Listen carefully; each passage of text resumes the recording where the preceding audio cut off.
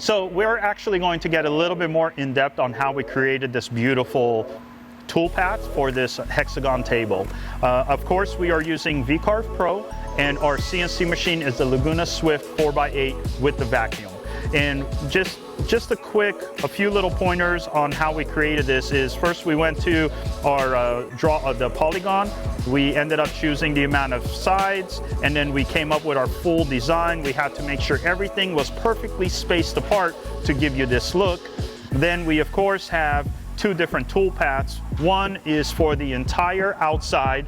Then on this other one, we had to cut the hexagon in half and then have it just do the outside so it can follow all the way on the edges.